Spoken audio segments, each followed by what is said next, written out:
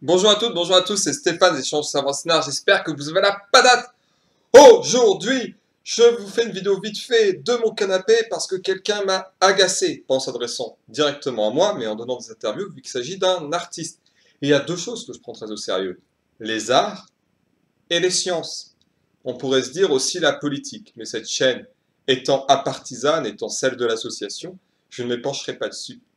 Il s'agit, la personne qui m'a agacé, de Christine and the Queen, ou Chris ou Redcar. Je ne ferai pas de polémique sur la quête d'identité de cette personne. C'est pas le but. Vraiment, le but, c'est de parler de son art et de sa vision de l'art. On pourrait dire que ce qui m'énerve, c'est son ésotérisme, c'est son mysticisme, c'est sa promotion de pseudosciences comme la psychomagie. Oui, ça m'agace, mais c'est pas le pire. Bizarrement, pour l'art. Pour le côté scientifique, oui, et c'est un gros problème, mais pour le côté artistique, c'est pas le pire. Je vais vous donner un exemple d'un artiste que j'aime beaucoup, et dont je suis très content qu'il n'ait pas parlé de science, c'est Jean-Patrick Capdevielle. Je sais que c'est bizarre pour ma génération d'apprécier autant que ça, mais j'aime vraiment beaucoup Jean-Patrick Capdevielle. Et il est un peu mystique. Il y a certains de ses textes d'ailleurs qui sont très étranges pour moi, mais j'aime beaucoup ses façons d'écrire et j'aime beaucoup sa musique, ses mélodies. Même sa façon de chanter de ses premiers albums, fin des années 70, début des années 80, a vieilli, il est vrai. Et donc en gros, Jean-Patrick Capdevielle, il a fait du rock, et fin des années 70, début années 80, et également dans les années 2000 avec l'album Hérétique numéro 13, mais il a aussi, entre deux, après un passage à vide dans les années 90, fait une période néoclassique, donc composée pour du chant lyrique dans l'italien du XIVe siècle, et donc 14e ou 16e, je sais plus trop, mais je crois que c'est 14e. Et en fait, il a fait Carmine Meo, il a composé et écrit Carmine Meo pour la chanteuse Emma Chaplin, succès international, plus de 2 millions de ventes. Et il a fait un opéra qu'il n'a jamais pu mettre en scène sur l'Atlantide. Donc là, vous voyez le côté mystique, voire qui peut avoir des conséquences d'un point de vue des pseudosciences. Mais Jean-Patrick Capdevielle, j'ai écouté plein d'interviews de lui quand j'étais ado, quand il a sorti dans les années 2000 Hérétique numéro 13, et jamais il ne parlait de science et de pseudosciences, en vérité, dans ses interviews. Il parlait avant tout de sa musique et sa vision de la musique. Et on va se dire la vérité, Christ. La différence entre Capdevielle et vous, c'est que Capdevielle, il faisait pas 3 blouks sur Logic Pro pour faire ses musiques.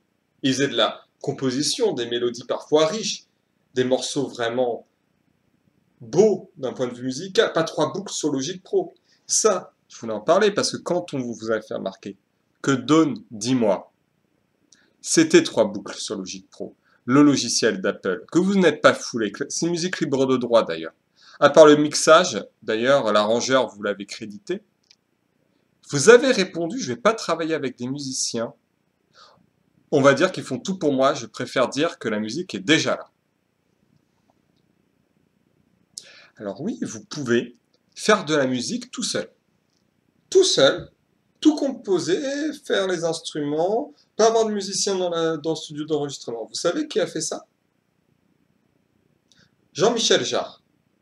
Alors Jean-Michel Jarre, il était tout seul, avec son synthé, avec ses tables de mixage, et il a innové justement dans l'instrumentation en faisant de la musique électronique. C'est un des pionniers de la musique électronique, Jean-Michel Jarre, internationalement reconnu.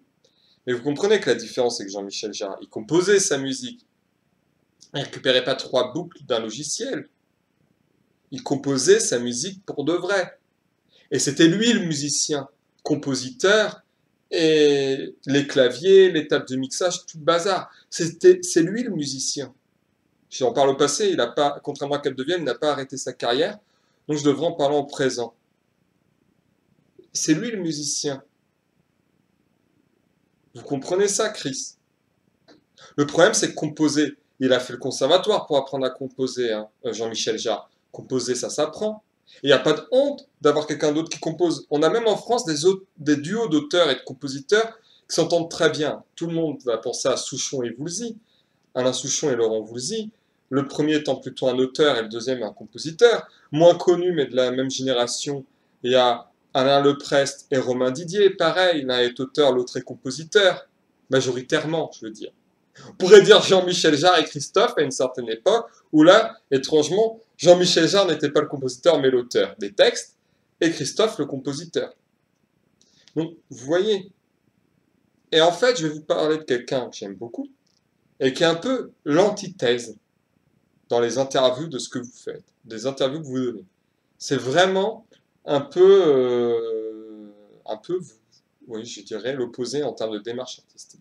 Il s'agit d'Eiru Aoi. Eiru Aoi, c'est une chanteuse japonaise que j'aime beaucoup, parce que c'est une chanteuse grand public, chante pour des animés, mais elle a une haute vision de son art. Pour elle, la musique, c'est du sérieux, c'est une passion, mais c'est aussi un métier. Et contrairement à vous, Christ, qui dites que vous improvisez des musiques, de la poésie, vous improvisez la poésie. Elle, quand elle parle de ses textes, elle parle du processus créatif. Je ressentais telle chose, je voulais raconter telle chose, je voulais que mon public ressente telle chose. Et donc, par mon écriture des textes, ou ma coécriture, et par mon chant, je vais transmettre ça. C'est vrai que Eiru Aoi a peu composé, par contre. Elle fait souvent appel à d'autres compositeurs. Et pourtant, on reconnaît sa patte à chaque fois. Parce que déjà, elle a une voix qui est bien à elle, qui est magnifique. Et aussi parce que, en fait, elle a l'œil sur tout, mine de rien. Et donc, elle travaille en relation avec des compositeurs. Et c'est très beau. Et les mélodies, elles sont riches. Parce que Eiru Aoi, elle a un objectif d'un point de vue esthétique.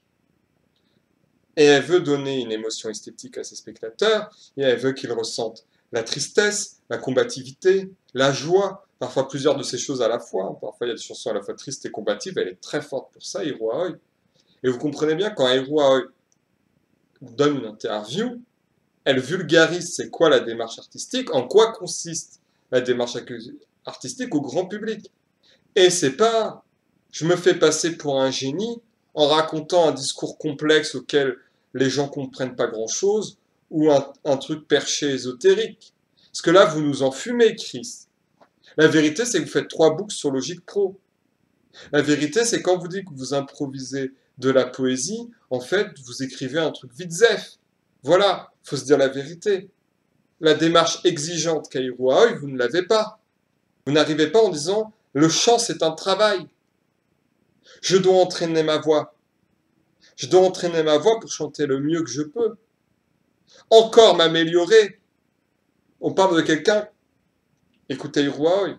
Écoutez comment elle chante. Et cette personne nous tweet. Je ne chanterai jamais parfaitement, ma voix sera jamais parfaite. Et après, elle dit à son public, ne soyez pas triste.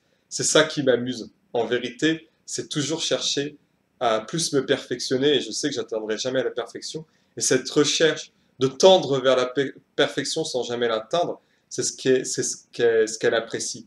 Là, voilà pourquoi Chris m'a agacé, de Christine Against Queen. Là, je me suis adressé à Chris à certains moments, et voilà pourquoi je suis agacé.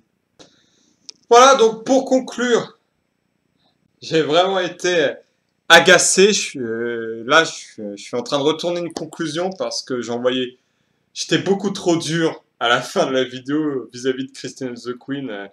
Même si pour moi ces interviews vraiment d'un point de vue artistique m'ont scandalisé, je pense qu'il faut quand même rester bienveillant. Et c'est pour ça que j'ai parlé avant tout d'artistes que j'aimais bien. Et pourquoi je les aimais bien. Et expliquer pourquoi on aime bien certaines choses et pas d'autres. C'est important quand on parle d'art. Là-dessus, je vous laisse. Je vous dis à très bientôt. On se retrouvera pour parler d'animé normalement. Je vous dis à très vite. N'hésitez pas à aimer, partager la vidéo si vous l'avez appréciée. À bientôt.